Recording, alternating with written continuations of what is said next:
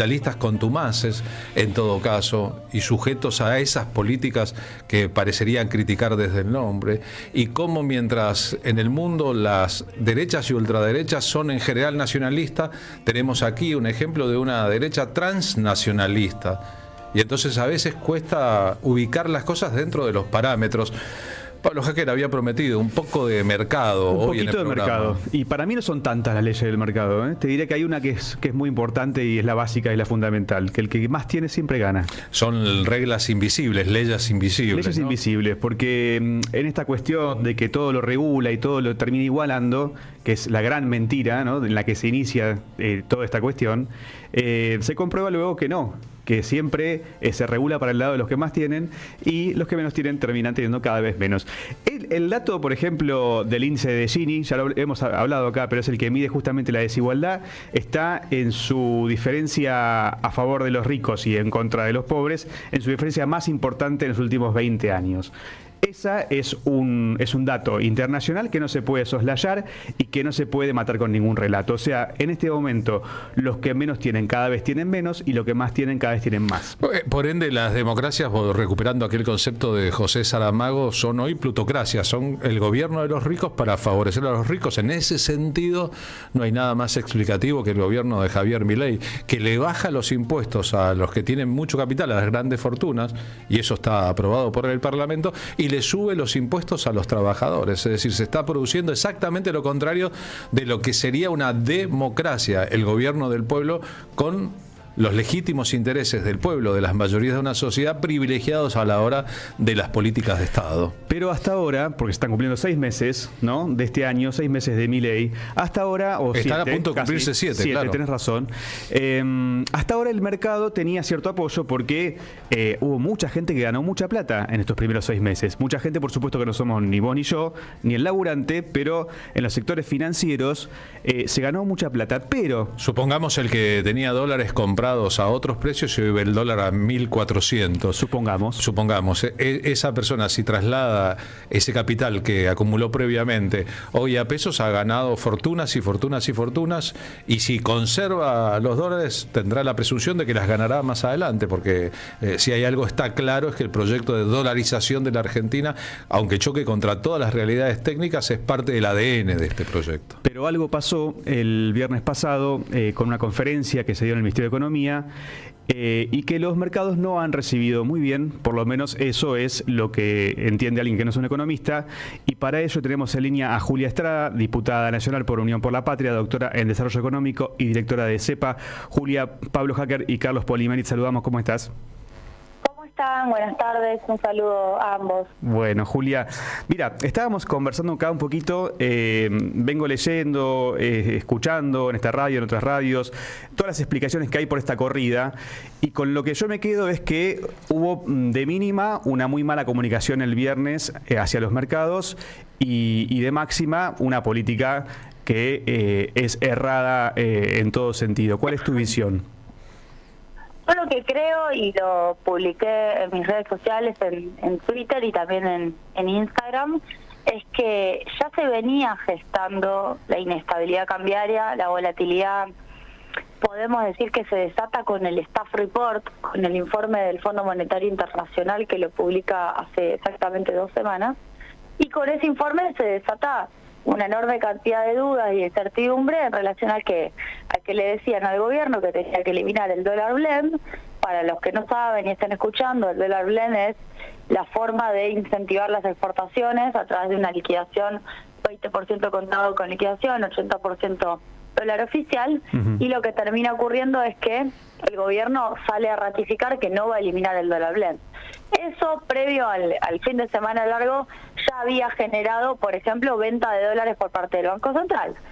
Y a eso se le agregan las ratificaciones posteriores que hizo Caputo y también Pablo Quirno, su secretario de Finanzas, de la no devaluación, considerando que además el Fondo Monetario Internacional también sugería que había que levantar el cepo, lo cual llevaba a acelerar el tipo de cambio. Bueno, y podemos agregar, si quieren, la nota de Marcelo Bonelli, que siguió agregando más volatilidad. Eso ocurrió 10 días antes de la conferencia de prensa. O sea que ya se venía gestando. La conferencia de prensa no es causa de el levantamiento o de la modificación del comportamiento del dólar. Es la consecuencia de la modificación del comportamiento del dólar. Como se estaba moviendo el dólar, ven la necesidad de hacer una conferencia de prensa y de ratificar el rumbo de eliminación de la emisión monetaria, y lo que en todo caso hay que analizar es que eso no funcionó.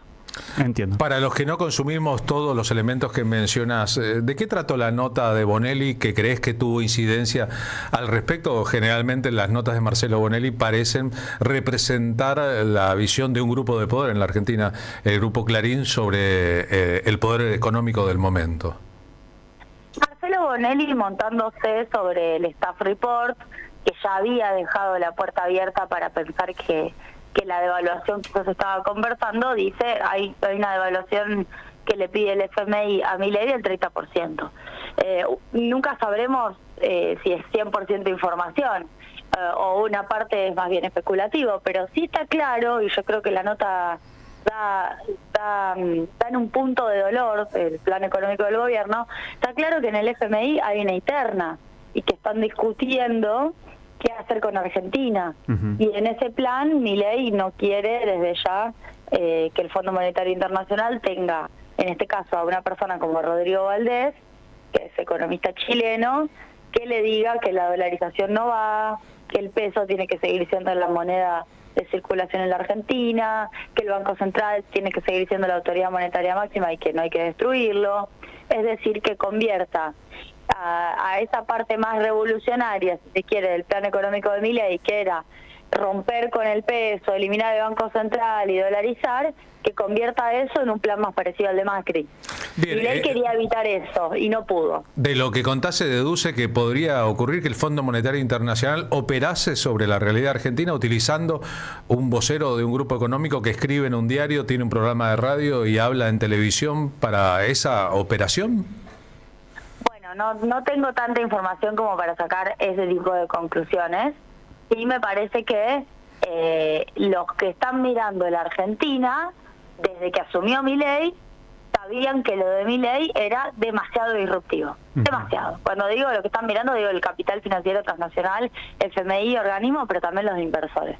Y lo que siempre buscaron es que Milei se vuelva más parecido al plan económico de Macri, es decir, a ordenar, entre comillas, la macroeconomía en términos fiscales y en términos también de superávit comercial, para reiniciar un ciclo de ganancias y de rentabilidad para los grupos económicos locales e internacionales. Pero nada muy disruptivo. Claro, cuando Milei trata de zurdo al chileno, o en todo caso a la conducción del Fondo Monetario Internacional, es bastante evidente que se está poniendo a la derecha de la derecha, a la ultraderecha del Fondo Monetario Internacional, lo que explica en parte lo raro que es este modelo económico que intenta llevarse adelante sin muchos resultados, como está claro, ¿no?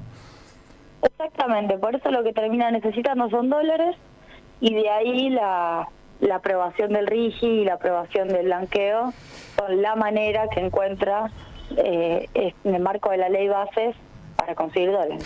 Justamente esa era mi pregunta siguiente. ¿Pensás que el RIGI en algún momento, por lo que venía leyendo de economistas como Frachina, por ejemplo, y la UNDAP, diciendo, bueno, el RIGI y el blanqueo son dólares, pero no son dólares inmediatos, que es lo que está necesitando el gobierno para poder liberar el cepo? Son dólares que, si llegan a entrar, porque tampoco se avisora como que sea una lluvia de dólares, es en el mediano o largo plazo.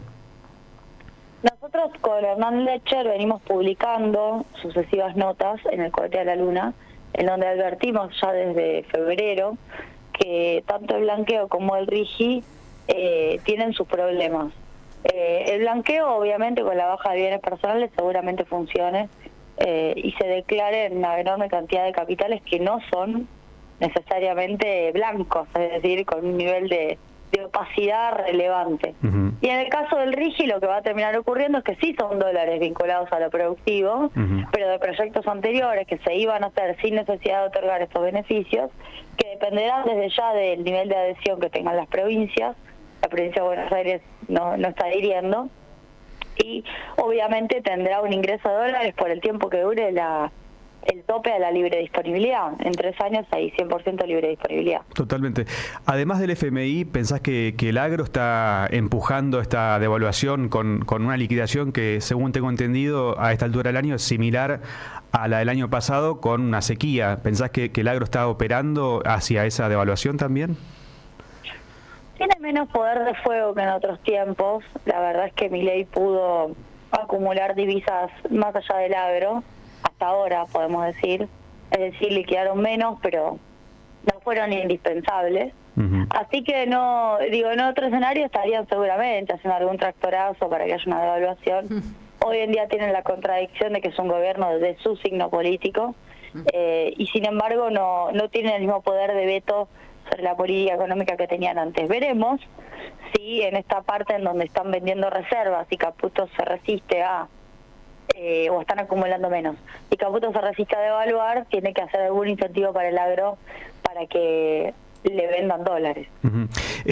Cristina dio una entrevista, en realidad fue el viernes pasado grabada, se emitió el domingo, y ella centra el problema en la Argentina en la falta de dólares. Hay una explicación de eso en gran parte por la fuga. ¿Cómo se revierte eso? ¿Cómo pensás vos? Claramente entiendo que es bastante distinto a lo que está haciendo este gobierno. ¿Cómo propondrías revertir la falta de dólares? Lo que venimos planteando hace ya tiempo, nosotros necesitamos que nuestras actividades extractivistas sean la fuente de dólares, por eso el RIGI es exactamente el camino opuesto, así que la ONU combatir el RIGI, porque de otra manera no vamos a tener posibilidades de acumular dólares el día que eventualmente le toque un gobierno nacional y popular volver a gobernar la Argentina. No hay otra forma, acumular dólares y desendeudarse, que también lo dijo Cristina el viernes pasado. Exacto. En estos primeros 6 meses, ¿pensás que hay datos para decir que hubo una fiesta financiera o que hubo un sector que realmente se enriqueció a costa de un ajuste brutal sobre jubilados, sobre trabajadores? ¿Cómo lo ves? Sí, de hecho, desde el Centro de Economía Política Argentina hemos publicado las razones por las cuales hay superávit fiscal o quién pagó el superávit fiscal. Lo venimos publicando todos los meses. Lo pueden encontrar en nuestra cuenta de CEPA, en donde está ese gráfico de barras que cuenta que una tercera parte fueron las jubilaciones, otro porcentaje similar subsidios económicos a las tarifas y el transporte, luego la obra pública, las universidades, las transferencias a las provincias. A esta altura del partido no hay nadie que discuta eso. Los libertarios en Twitter se callaron la boca, ya no lo discuten. Lo grave no es eso, sino que el conjunto de la población quizás no tenga una reacción correlativa en base a esto, que es evidente. Bueno, Julia, muchas gracias por esta comunicación, y siempre tenés el micrófono abierto aquí en la AM530. Por favor, muchas gracias a ustedes. Saludos. Bueno, pasaba Julia Estrada contándonos lo que todos estamos viendo. Qué bocho que es ella, ¿eh? Es un bocho, la verdad que sí. Ella y Hernán Lecher producen una cantidad de información. Yo lo sigo mucho porque simplifican la economía para los que no somos economistas. Sí. Que está bueno, esta cosa de que te dan una placa. Después vos podés ir a los números, pero el que no es economista ve esa cantidad de números y se marea. Entonces te lo simplifican. También lo hace la UNDAB. La UNDAB publicó también hoy a la mañana una infografía interesante con datitos que me gustaría agregar para cerrar esta columna. El PBI cayó 5.1 en el primer trimestre y ya se especula es una palabra, ya se sabe que el segundo trimestre también va a ser recesión, lo que sería que estamos entrando en la depresión económica que comentábamos hace poquito. La desocupación alcanzó el 7.7% y la desigualdad es un punto muy, muy, muy importante. Los ingresos de la población cayeron un 20,8% en términos reales respecto al año pasado. Y los que más están golpeados es el decil, o sea, el porcentaje de la escala de menos ingresos, en un 31% en ese caso, y para los de más altos ingresos esa disminución en su ingreso real es del 17%. Lo que les hablaba antes de el coeficiente de Gini, esta diferencia muy grande que hay entre lo que perdió el que más tiene y el que menos tiene. Nada más y nada menos, ¿no? Ayer Axel Kicillof, en su discurso en el acto de homenaje a los 50 años de la partida de Juan Domingo Perón, dijo: mientras en el mundo toca una etapa de derecha y ultraderecha nacionalista, acá en la Argentina hay una etapa de derecha vendepatria. Y en ese sentido está repitiendo